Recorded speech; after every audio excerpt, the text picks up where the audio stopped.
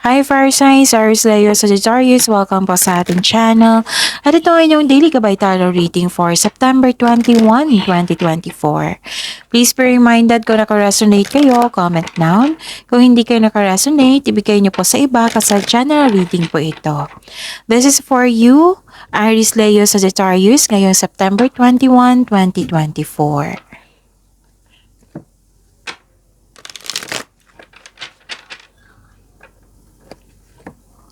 Maraming salamat po sa inyong patuloy na suporta at maraming salamat din po sa mga hindi nag-skip ng ads. Gamitin ang reading na ito bilang gabay lamang sa mga hindi pa nag-subscribe, subscribe na po kayo at click bell notification para malaman nyo na may bago tayong video. Para sa mga gustong magpa-reading po, may lumabas dyan sa screen nyo ngayon. Panoorin nyo po at sundin ang instruction. Calling the attention sa mga suki ko dito na Aries, Leo, Sagittarius. Open na po inyong monthly gabay tarot reading for September 2024. May 6 months from now reading tayo at love life reading po. So message me Aries, Leo, Sagittarius for schedule. Maraming salamat po.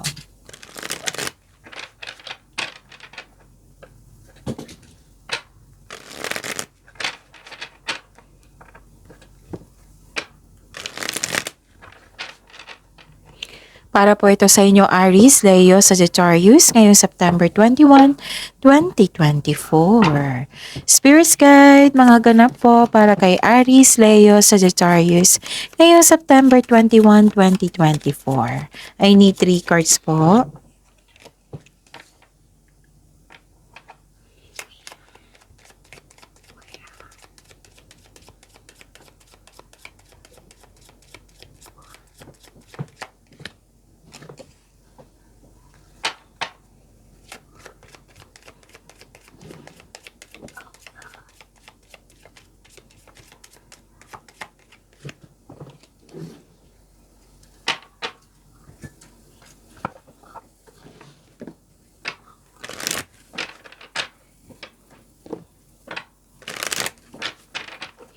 Spirits Guide, message nyo po para kay Aries, Leo, Sagittarius ngayong September 21, 2024. I need 2 cards po.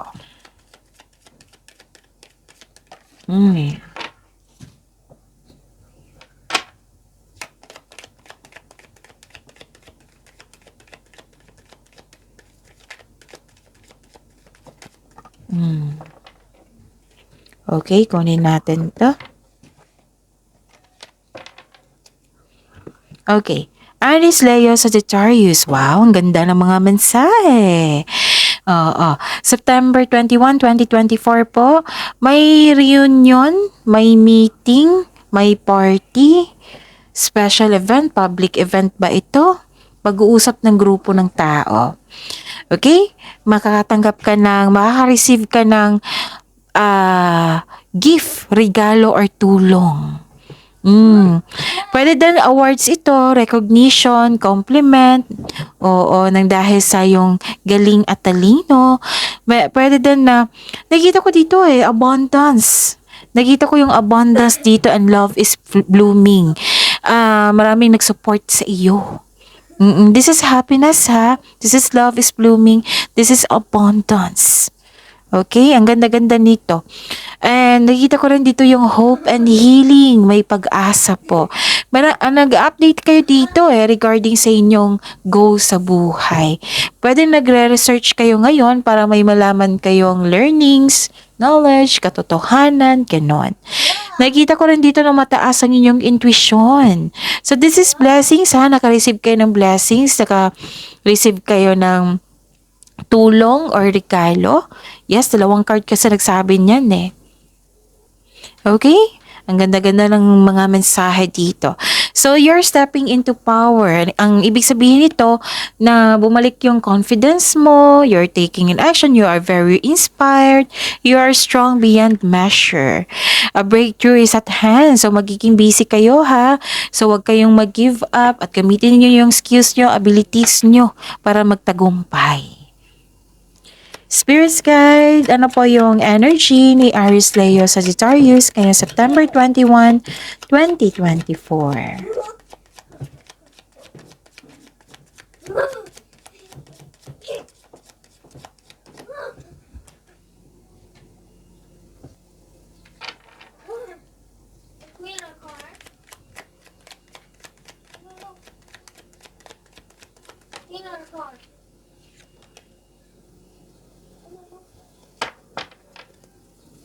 Okay. Ah, panoorin niyo po yung last 4 days kabay tarot reading niyo para hindi kayo maguluhan or malito. Panoorin niyo po. Like for example, napanood niyo ito ngayong September 21, 2024. Panoorin niyo po yung September 20, 19, 18, and 17. Kung may nakita kayo or narinig kayong repeating message, kailangan niyo po iyan bigyan ng atensyon. Kung maaari po, bigyan niyo po ng solusyon at aksyon. Okay? Again, calling the attention sa mga suki ko dito na Aries, Leo, Sagittarius. Open na po ang inyong Monthly Gabay Tarot reading for September 2024. May 6 months from now reading tayo at love life reading po. So, message me, Aries, Leo, Sagittarius for schedule. Maraming salamat po. Okay, what is your energy? Kung nagkaroon po daw ng delay, habaan niyo po daw yung pasensya niyo. Instead na ma-disappoint kayo or mainip, ipag-pray niyo and attract na darating na ito. So, make yourself busy. Huwag kayong mag-focus sa outcome. Make yourself busy. Continue to work diligently. Oo, huwag lang kayong mag-give up. Huwag niyong hayaan na ma-disappoint kayo nang dahil sa delay. Kasi alam niyo naman na lahat ng signs na in-explain dito na may dahilan po ang pangyayaring yan. Okay? Kung tao man yan, may dahilan siya. Like for example, masama ang panahon, hindi siya makauwi. Like for example, parating na pera, pero nagkaroon ng delay kasi Saturday and Sunday, di ba? Walang bangko. Example lang po iyan. Basta may dahilan po ang mga pangyayaring delay. Pwede din na gusto ng universe na iparealize sa iyo na may dumating sa inyo bago yun dumating yung delay. Pwede din na may iparealize sa iyo para magamit mo ng tama yung parating na yung delay. Okay? So, I know this is frustrating and disappointing. So, instead magkaroon kayo ng ganyan, ipag-pray nyo and attract. Okay? Kailangan mo daw pagdaanan ito kasi part ito ng learning journey mo. Sabi po ng card nyo po. Aries, Leo, Sagittarius. Okay? Okay. Nakita ko rin dito na okay.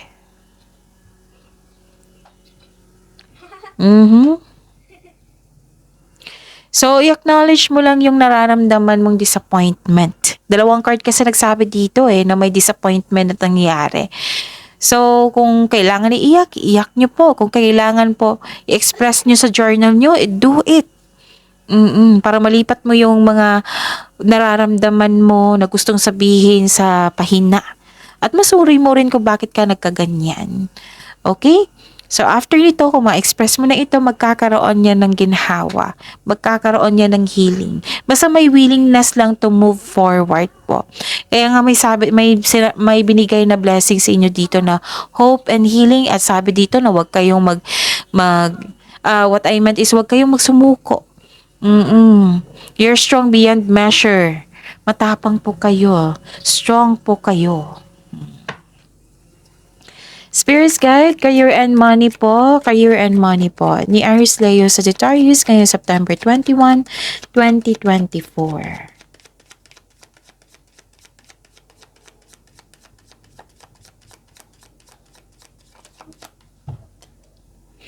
And the clarification of this card po.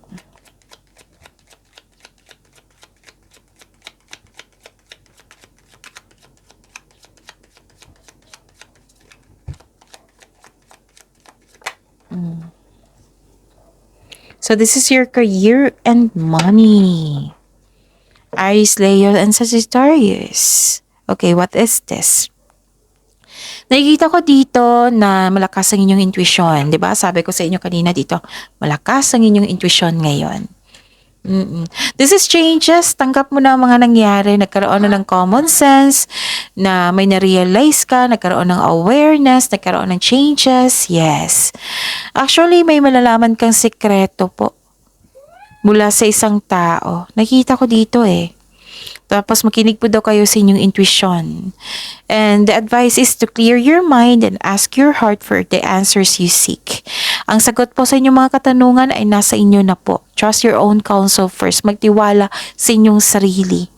Follow your intuition in making financial or business decision. So, know that the answers are already within you. Huwag kang umasa sa opinion ng iba. Unahin mo yung sarili mo. Trust yourself and listen to your intuition. Okay? Ano pa? Nakikita ko rin dito yung choices and future plan. Di ba sabi ko kanina sa inyo na dito pa lang na nag-update kayo sa ambisyon nyo sa buhay, goal nyo sa buhay. So, mas lumawak ito. Mas busy kayo ngayon. Kaya tamang-tama tong mensahe dito na gagawin nyo na magiging na ma-motivate kayo, bumalik yung confidence nyo, you're taking an action with confidence, nag-move forward kayo. So this is choices. Choice mo, sikasuhin mo yung matagal mo ng plano, yung desisyon. May ambition o idea ang gustong gawin? So this card asks you na maggawa ng ng konkretong plano para sa hinaharap. Huwag kayong mainip. 3 card na po nagsabi dito na huwag mainip, Aries, Leo, Sagittarius. And you have a very supportive partnership. Pwedeng partnership ito sa negosyo or matalik mong kaibigan. Basta isang tao na very supportive sa'yo. Okay? And okay, so this is the clarification of your card here. Diba may sabi ako sa inyo na may magbigay ng tulong, regalo, para makamit mo yung layunin mo sa buhay, which is lumabas din dito sa career and money mo. May magbibigay ng tulong po para lumago ang iyong layunin sa buhay. Okay? Isang bagong chance para sa paglago na iyong buhay karera. Kaya kumilos ka na kung sa tingin mo ay na may potential talaga ito. So move forward. Don't worry kasi you are divinely guided. Nakikita ko dito. Papasok ang ilan sa inyo sa isang kasosyo sa negosyo. At yun, yung sabi ko sa inyo kanina na may magbigay ng puhunan, magbigay ng tulong para palakihin ang iyong idea at dalhin ang iyong mga plano sa buhay sa susunod na antas. Okay? Listen to your intuition kasi it will guide you sa isang malaking desisyon. Ang iyong buhay ay patuloy na yumayabong kapag sinunod mo yung spiritual path, makinig kayo sa inyong intuition, magtiwala ka sa inyong sarili. So, explore new direction. See? So, sobrang busy nyo ngayon. Spirits guide. Love life, self-love, partnership, and romance ni Aries, Leo, Sagittarius ngayong September 21, 2024. And the clarification of this card po.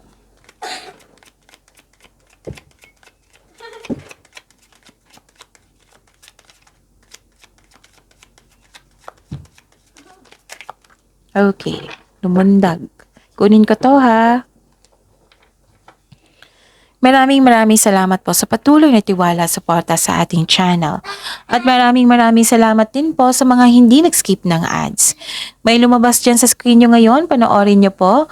Kung gusto nyo po iyan, then follow instruction. Okay, this is your love life, self-love, partnership, and romance. Nakikita ko dito, kailangan nyo ng pahinga. Tamang pahinga, kailangan nyo ng kausap. Kasi nakikita ko dito na some of you, nag-alala, nagkaroon ng anxiety. Okay? Hindi makatulog, laging balisa, natatakot, naghihinala, or dumadalas yung pagkakaroon ng masamang panaginip. Ang sabi po dito, stress kayo.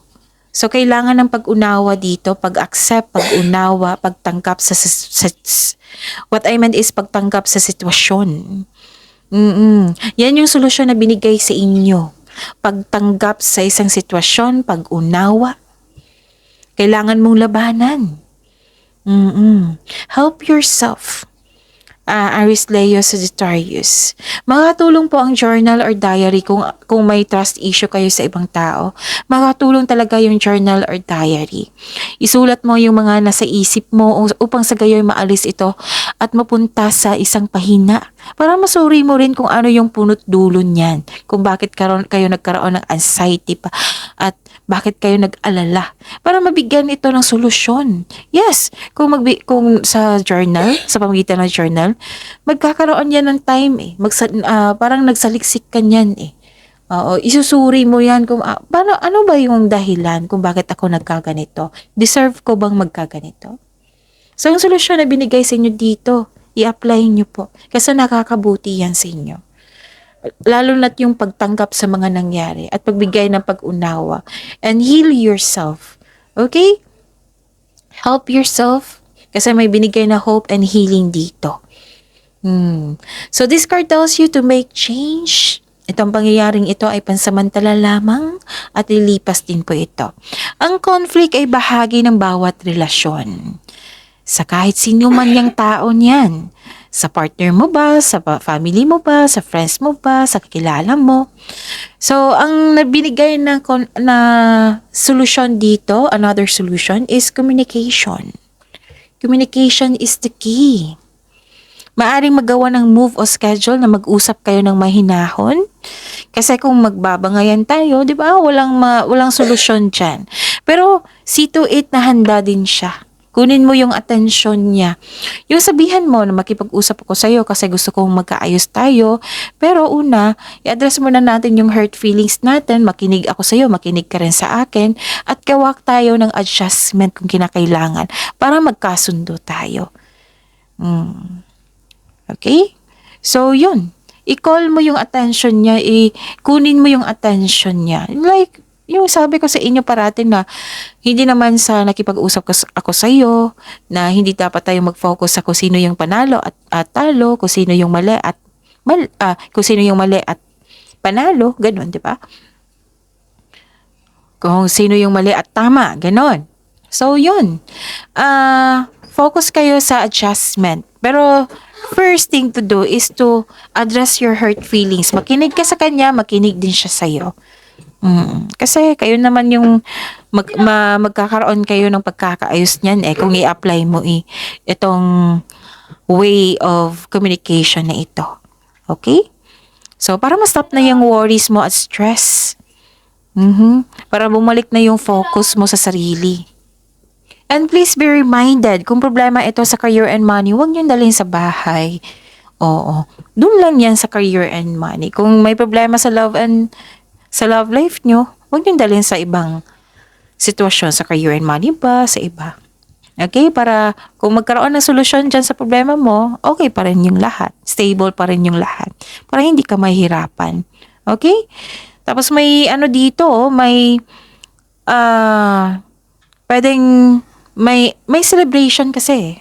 Celebration, 'di ba? May celebration, it might be monthsary, anniversary, tagumpay sa inyong buhay. Oo. Pero ayaw niyo i-celebrate. It might be pagod kayo. Pagod kayo kasi may anxiety. Oo, nakakapagod 'yan ha, lalo na yung stress niyan. Overthinking na yan. So, magpahinga muna. So, ang sabi ng card dito, na find joy that exists right now, celebrate yourself in some small way, para ma-increase yung flow of positive opportunities into your own life.